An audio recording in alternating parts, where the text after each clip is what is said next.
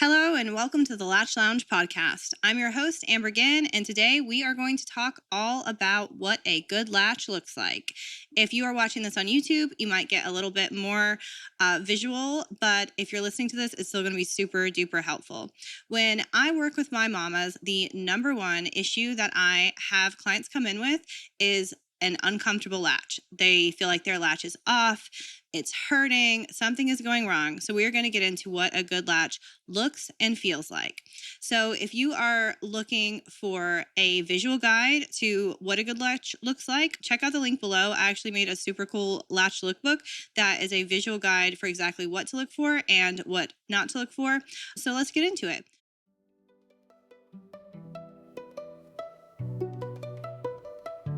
I'm Amber Ginn, IBCLC, and empowering moms in their breastfeeding journey is what I do. Breastfeeding comes with a lot of opinions. Your doctor, your mother-in-law, that random lady at the park, and it can leave you feeling like you're constantly second-guessing yourself. That's why I created the Latch Lounge podcast, to cut through the noise and give you real, judgment-free, no BS advice that actually helps. Whether you're nursing, pumping, or combo feeding, this is the place for you to get the real support and information you deserve. So grab a drink, get comfy, and let's get into it. So first and foremost, I want to go into the discussion about breastfeeding hurting. So many people get torn apart on social media when they talk about the fact that breastfeeding should not hurt. What's the number one thing that moms come to me with? Pain with breastfeeding, right? That's the most common thing. Next to that's milk supply, but we talked about that last week. So yeah, pain with breastfeeding. I'm an IBCLC, been in practice for almost a decade. I've worked with thousands of moms, and I see moms dealing with breastfeeding pain every single day. So what does that tell us? Yes, we do not want breastfeeding to hurt, but it is so common. So when we think about this, we want to remember that optimal breastfeeding, so like breastfeeding in the perfect scenario, does not hurt. But most women, when they're figuring out how to get things going, they're figuring out how to get a good latch, how to work with their baby, how to work with their own anatomy, they're going to experience some level of pain. So if you are experiencing discomfort, don't let that discourage you. Just be curious about it and understand that shouldn't be happening, and there's plenty we can do to get it fixed. So first and foremost, let's go through what a good latch looks like. So when you have your baby on your breast, we want to be going for an asymmetrical latch. So if you think about your nipple and areola, because those are two different things, the nipple is the tip, the areola is the tissue around. Like on this guy right here, if you think of this like a bullseye, this is the center where if you were shooting an arrow, you would want to hit the center right on the tip of your nipple, right? We want baby to be doing an asymmetrical latch, not a bullseye latch. We do not want baby coming on perfectly onto the boob. We want baby coming on chin first and up and over. So you want to have less of the areola of the top of the areola in baby's mouth and more of the bottom of the areola in baby's mouth. That's what we want to see, asymmetrical latch, not bullseye latch. From there, we want to make sure that baby's lips are flared out. So if you think of those old flare leg pants that used to be really popular back in the day, that's what we want baby's lips to look like. We don't want some janky situation where something is flared in the back and the top lip is not flared. We don't want bottom lip really flared and top lip really like crunched in and curled under. We want a nice big flare on both sides of baby's mouth. We don't want any tuck on top or bottom. If you are noticing that you're getting a bit of a tuck on the top, you can use your finger to gently roll that lip up. If it snaps right back, we want to be curious about what's causing that. If it won't move at all, we definitely want to be curious about that because that is not a great sign and could be a sign of some sort of restriction going on, or at the very least, something that we need to do with positioning. From there, we want to be sure that baby's chin is making good contact with your breast. So that's going to be what makes contact first. And then from there, the top lip is going to come up and over. If baby's nose and chin are making like an equal amount of contact with your breast tissue, that is not ideal. We don't want that happening because that's not going to have the right asymmetrical amount of areola in their mouths.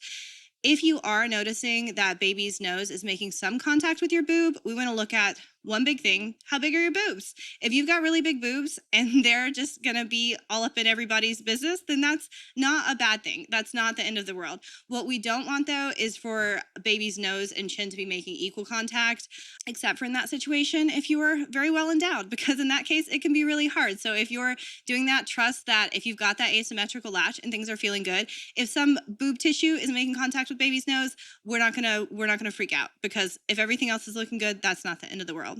So we definitely want to be sure that from there we are looking at how is it feeling. So as I said, we don't want pain, we don't want pinching, we don't want to take baby off the boob and then we see our nipple looks like a tube of Revlon lipstick. We do not want that at all.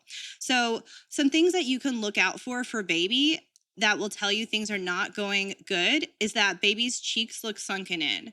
We do want to see baby's cheeks look full. We don't want to see baby's nose making equal contact with the chin, except for when I said, in the case of the ladies who have big boobs, some contact is okay. As long as it's asymmetrical, that's okay. We definitely want to be sure that we're looking for nice full cheeks, asymmetrical latch, and some space with baby's nose. That's really, really important. So from there, the next thing we want to get into is, what does the seal and suction look like?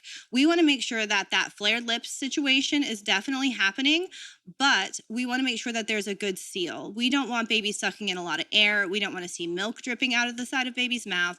We want to be sure that that seal is really, really good and that their suction is really good.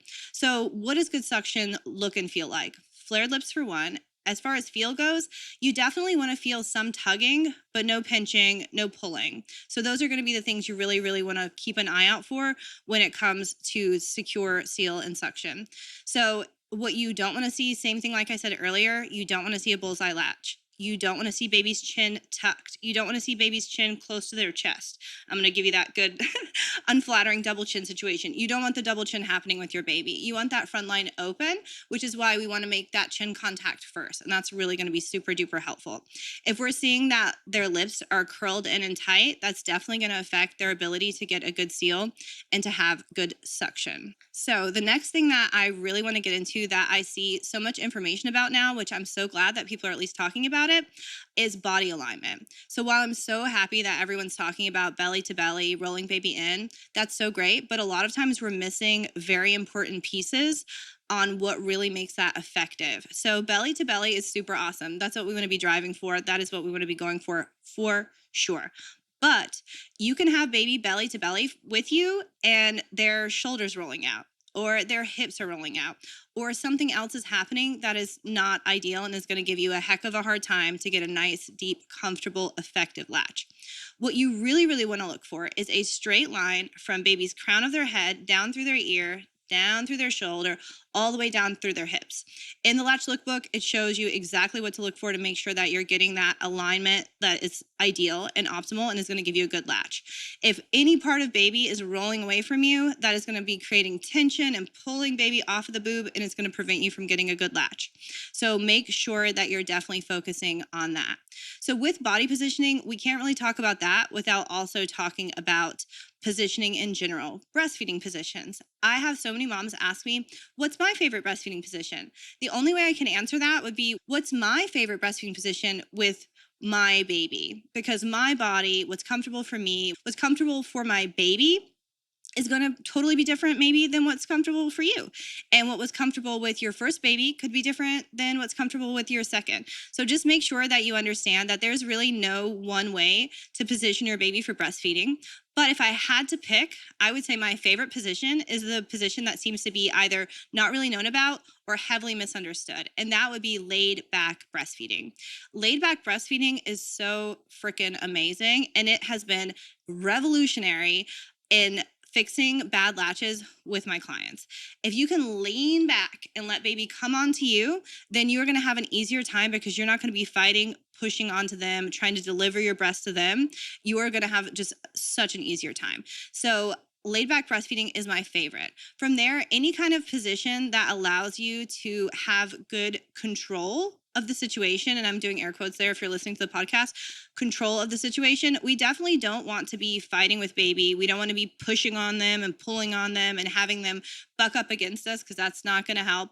But whatever positions make you feel like you have a good amount of control, you feel like you have enough hands. If you're ever feeding your baby and you're like, I wish I was an octopus right now because I do not have enough hands for this business. Like, I need at least a couple more people in here. If you're feeling like that, then we want to tweak positioning. We want you to feel like you're in control. You have enough hands to do what you need to do. From there, I would say my biggest tip with having control is to understand that your baby wants to eat. Everyone likes to accuse babies of being lazy, and I totally get where you're coming from. I felt that way with my babies, but they're not. They're not lazy. They're smart. They're clever, and they don't want to work harder than they have to. So what we really want to do when it comes to getting a good latch is set our babies up for success.